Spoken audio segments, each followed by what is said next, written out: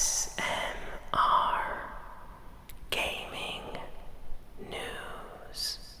Greetings, everyone, and welcome to ASMR Gaming News. Please hit that like button, sit back, relax, and let's begin. So, we have some nice gaming news this week. Usually after E3, gaming news sort of like slows down a little bit, but we have some nice stuff. So, first big piece of news is for Fortnite, actually.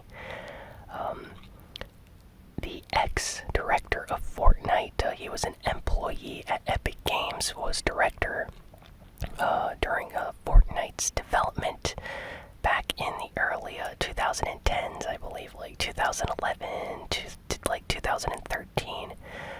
For those that don't know, Fortnite was in development for a very long time, actually. And it was a really tough development internally, like at Epic. There were a lot of problems when they were creating the Save the World portion of the game, and it was just dragging along for the longest time. And so there was an interview this week with the former director of Fortnite. He, was an employee at the company during the development of the game a few years ago, and basically he said that while he was working at the company, he was pushing Epic to cancel and completely stop working on the game. So he was really pushing for the cancellation of the game. He felt like the project wasn't going anywhere. He didn't like the game. He felt that resources were being wasted on the game and that it was just going to be a failure, so it was just best to cut their losses and stop with development.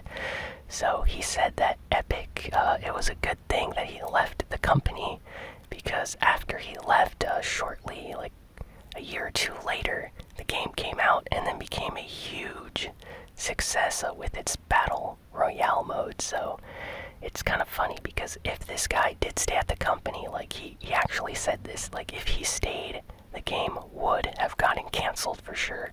So imagine that. I mean, if this guy never left Fortnite as we know it, could be, completely canceled. It would have never came out. Everyone would have thought of it as that zombie Save the World game that was canceled, and that's it. No one would have ever, had a Fortnite Battle Royale if it was up to this guy. So that's crazy that just one little thing changed everything. So, wow. And yeah, during the interview he mentions a lot of things, he's happy that the game is a powerhouse now, extremely successful for Epic, but he did not see it at the time, and he was really pushing for the cancellation. So I'm sure that Epic feels good that they made the right decision of not listening to him and that he left the company, because Fortnite is, their biggest game ever. So I'm sure they're really happy with how they, pushed forward and made sure the game came out. So that's awesome, but also really interesting that Fortnite might have never happened if this guy kept working at the company. Next, we got some interesting news about Halo, the Master Chief Collection, which came out on Xbox One, and that's also releasing on PC. So apparently, this game was going to be, or was being considered for a PlayStation 4 release about a year ago. So Colin Moriarty, some of you might know him. He's kind of like a games journalist, internet personality, really involved in the game industry, but he was interviewing some people, and during this discussion, he basically brought up that Halo Master Chief, he knows people at the company that talked to him that internally they were thinking of bringing Halo Master Chief Collection to the PlayStation 4, which I thought is just insane, because it's a first-party Microsoft game, and Microsoft was actually considering for a while to bring this game over, but in the end they decided not to, and to keep it exclusive to Microsoft platforms like a PC and Xbox. But still, it's interesting that we almost got a Halo Master Chief Collection PlayStation 4. I mean, could you imagine if that actually came out? Fans everywhere would have gone crazy. Everyone would be playing Halo right now, probably. Next, we got a leak for a supposed Last of Us Part 2 release date. So far we have not gotten an official confirmation or release date yet for the game. But the voice actress for Ellie in The Last of Us Part 2, she was being interviewed, and during the interview, they asked her basically when's it coming out, and she said, "Oh yeah, it's coming out in Feb," and then she stopped talking. So basically, she was going to say February for sure. There's no other month. So fans are starting to speculate about this, that the game could be coming as early as next year, 2020. February might be the potential release for the next Last of Us game. Now, we don't know. This has not been confirmed by the developers at all yet.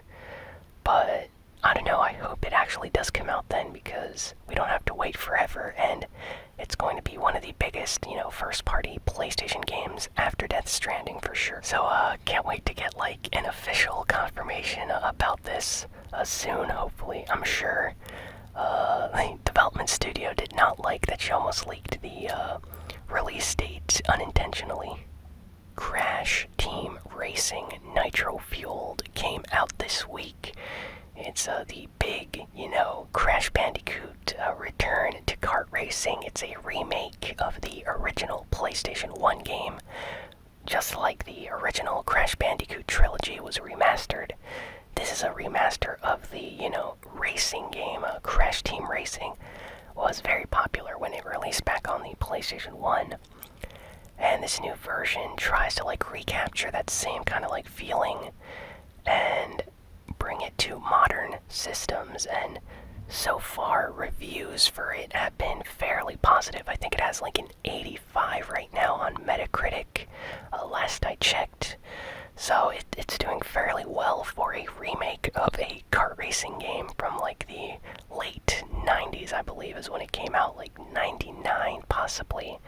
Forget the exact year, but Crash Team Racing was very popular, and it seems like a lot of people are hyped for this new one that just came out. It's a remake, so exact same tracks, characters, some things have been slightly altered and redone, but for the original fans, you're going to be getting a remake of your favorite courses, and everything is there, and it seems to be very, very polished. Everything looks nice, and the gameplay, which is what everyone loves, is still in the game. So you're going to be able to kart race against your friends, have just crazy, intense racing matches together. And while it might not be as good as Mario Kart, some people argue that it is better than the Mario Kart games. I don't think so, but it's still a very fun racing game, so highly recommend possibly checking out a trailer or some gameplay for Crash Team Racing Nitro Fueled. It's out this week and looks really, really nice, and judging by all their reviews and positive, comments and things, I think this is going to be a fairly popular game this summer with a lot of people that enjoy these types of games. Next, we got some news about the PlayStation 5 against the upcoming Xbox, Project Scarlett. So, Microsoft during E3 kept bringing up how powerful the Xbox Project Scarlett is. They kept mentioning how it's the most powerful video game system to date, the most powerful video game system ever, and just going on and on about how the Project Scarlett is going to be the greatest, most powerful video game console of all time. Well, according to Colin Moriarty, again, he knows a lot of people in the industry. He mentioned that some PlayStation people have been talking to him, people that really know the architecture and the system and everything, the specs about the PlayStation 5, have talked to him and said that they know firsthand that the PlayStation 5 is more powerful currently than the Project Scarlett. So whatever Microsoft is going to reveal, the PlayStation 5 is going to be way more powerful. So that's crazy if it's actually true. I mean, a lot of people were worried that the PlayStation 5 next generation, was going to be behind the upcoming Xbox Project Scarlett. But it seems like this is not the case, and Sony really wants to be like #1 at the top, just like they were with the PlayStation 4 compared to the Xbox One. So it seems like they're going to try to make these specs for the PS5 more powerful than their competitors. So according to this rumor, the PlayStation 5 as of right now is more powerful. So that's kind of crazy. Let me know in the comments if you're going to be getting a PlayStation 5 or the next generation Xbox. I'm probably going to go with a PlayStation 5 unless there's some really cool exclusives that get announced, but still not sure about that. Next, we got some Elden Ring information. So Elden Ring is the upcoming From Software game, very similar to all of their other games like Bloodborne and Dark Souls. Very like dark fantasy RPG game.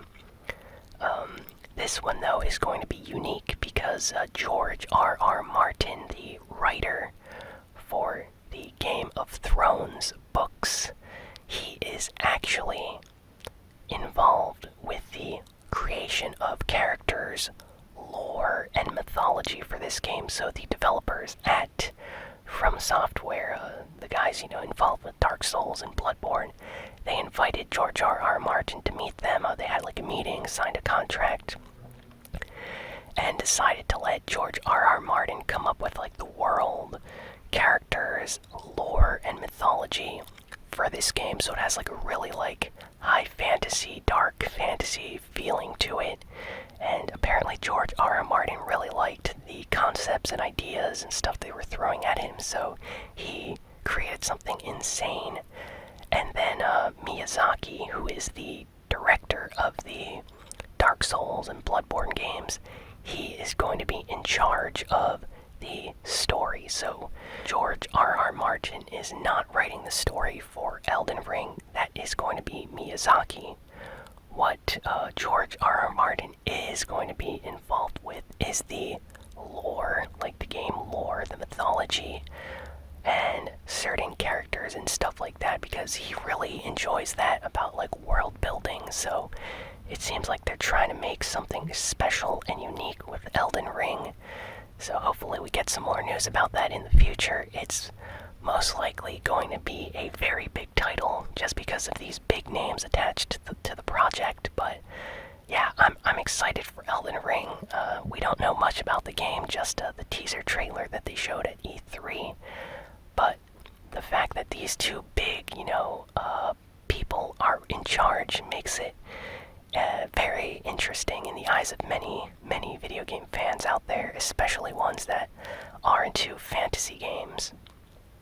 So, Bloodstained Ritual of the Night has officially launched, the game that has been in development for a very long time. It's basically a Castlevania, Igavania style game. So if you like Castlevania Symphony of the Night or any other Koji Igarashi style games, then this was a game that's for you most likely. It's had a, kind of tough development cycle. It was supposed to be coming out a few years ago, then it was delayed. They kept working on various versions of the game. The Wii U version was canceled for a Nintendo Switch version, but now it's officially out. People are finally getting their hands on the game, and I'd say reviews are kind of mixed, which is kind of sad. Some people really like the game and are giving it high scores, like 8 out of 10, 9 out of 10. But then you have a lot of people saying how they're disappointed. Some reviewers complaining about the visuals, the art style, the gameplay feeling of floaty, kind of janky and clunky, nothing like other Koji Igarashi Castlevania games. And they are giving it lower scores, like a 5 out of 10, a 6 out of 10. So, people are praising the music, though. That's one thing that I've seen a lot of reviews praising the music for the game. So, and enemy like boss design and stuff like that. Like certain aspects of the game are really good, and certain other things apparently are not that great. So I haven't played it yet, but I have read a lot of reviews and I've checked out some gameplay videos. So it's kind of disappointing that a lot of people were excited for this game for a while now, a few years to be precise, and yeah, now it's officially out, and apparently certain versions of the game, like PC versions, the PlayStation 4 version, will randomly crash. So you have to be careful because it can corrupt your save data, and they released an update which also can corrupt your save data. So there's just a lot of like bugs and problems with the game right now. So maybe they did not have enough time to test it before release. But yeah, it seems to have a lot of problems. But there are people enjoying the game, and they have pretty good opinions about it. So I don't know. The reception seems a little bit mixed. So I'm sure Igarashi is a little bit disappointed because he really wanted to make a game that his fans, like the Castlevania fans, the fans of Igavania style games, would enjoy. So I don't know. Maybe they can patch the game, update, fix some of the problems that people are having issues with, and maybe in a month from now the game's going to be amazing and work as intended. But yeah, I'm not exactly sure, but it did come out this week if you're interested in playing it or checking out some gameplay videos. Next, we have some Metroid Prime 4 news. So Metroid Prime 4 was announced a while ago, and then it was delayed. Apparently Nintendo canceled like the project that they were currently working on, got a new team, new people to work on Metroid Prime 4 because the quality was not that good. So now in like 2019, news came out that they are looking for internal concept artists and like visual designers and all these other people to work on Metroid Prime 4, which is a little bit worrying, just because when you look for an art director for a game that's supposed to have been in development for a while, that means that the game has not progressed very far at all, because usually art designers, art directors, people that are in charge with how a game looks are hired very, very early on in a game's like development cycle. So yeah, this is very, very interesting. Some fans are actually really sad because this means that the game will not be coming out anytime soon. I mean, we might see Metroid Prime 4 in like 2022 if, they keep it up at this pace. So the fact that they are looking for an art director right now in the middle of 2019 is a little bit concerning. So I don't know, I hope Metroid Prime 4 comes out soon, but it doesn't look like it. So yeah, I guess we're not going to see Samus for a while on a Nintendo Switch.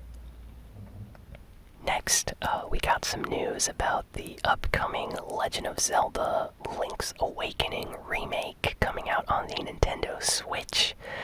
So this remake is apparently being developed by Grezzo.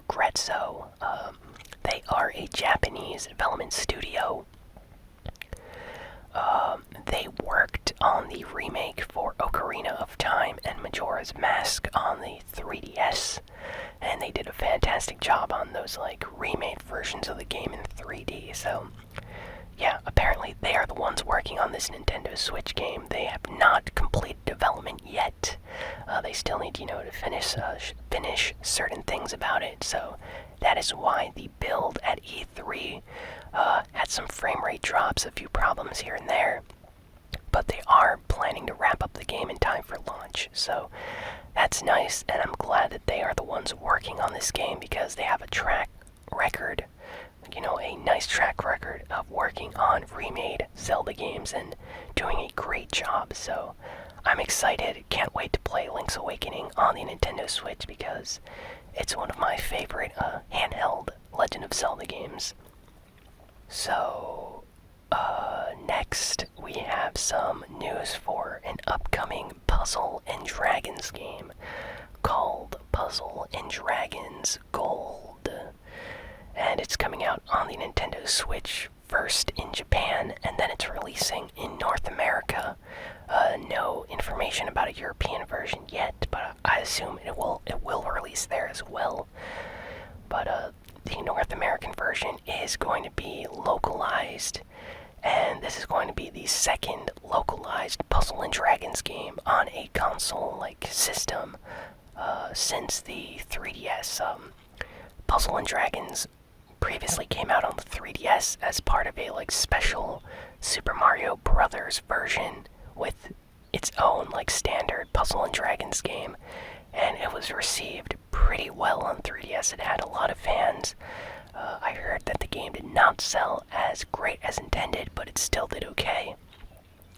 I had a lot of fun playing that on 3DS. It was one of my favorite games. Getting addicted to Puzzle and Dragons. I put hours and hours into that game, but it was so much fun. And now we're getting a new game on Nintendo Switch. Now, the one thing about this version is that it's a multiplayer game only. Apparently, from what I've heard, it's a PvP, player versus player game. You go against other players online or locally. And yeah, basically that is the entire game. There is a ranking system you can unlock and get new dragons and other monsters and things in the game. And you're only facing up against other human opponents. So that's a little bit strange. I was expecting, an RPG story like the original. But I'm just happy that we're getting a new Puzzle and Dragons game because I really enjoyed the gameplay. And I think it's great that we're getting a new one on Nintendo Switch. Next, Kingdom Hearts 3 is getting DLC, downloadable content called Remind. So it's the Remind DLC. Don't ask me why it's called that. Tetsuya Nomura, the creator of Kingdom Hearts 3 and the other Kingdom Hearts games, he has a strange taste when it comes to his naming conventions for his games. But it's perfectly fine. Absolutely love Tetsuya Nomura and Kingdom Hearts, so I'm okay with the title. But this DLC is going to be coming out sometime later this year. We just got some new information about what this additional DLC content is going to be. So apparently, Remind, the DLC pack for Kingdom Hearts 3, is going to add some secret bosses, extra dungeon, extra story missions, extra content, and you're also going to get the Oathkeeper Keyblade for free or included in this DLC update. So if you love Kingdom Hearts, if you already beat Kingdom Hearts 3, you should probably get this when it releases. It's going to add a lot of new content to the game, some new dungeons, some new boss battles, secret fights, new Keyblade, and no price yet, but it'll probably be $10 or $15 most likely, so not too much considering you get a lot of new content for a game that you already own. So really excited about that. And last piece of news, the Monster Hunter movie that has been in development for a while got a trailer this week that was shown at the Shanghai film festival. Apparently there was some kind of movie festival thing going on in Shanghai. I'm not entirely sure. I'm not really familiar with the movie festivals over there. But they did have a special screening of the trailer, and then it leaked online. A lot of people have been posting it. You can probably find it on YouTube if you look for Monster Hunter movie trailer, but you can actually see it. It's a Monster Hunter movie, that's all I can say. It doesn't look very similar to the Monster Hunter games. In fact, certain monsters don't even sound like they do in the game. So it's not necessarily for fans of the Monster Hunter games. It's more for a general audience that just wants to see people fighting monsters, I guess. But and it looks really CG as well, and the trailer is bad quality because it's filmed from a camera. But I guess we'll just have to wait and see for the official actual trailer to come out. But yeah, it's out there if you want to check it out, and it does not look the greatest, but maybe once they release like an official trailer on YouTube for everyone to see, it'll look slightly better. I'm not sure. But it seems like Monster Hunter fans are not really excited about this movie at the moment, so it's understandable since it's not really like the games at all.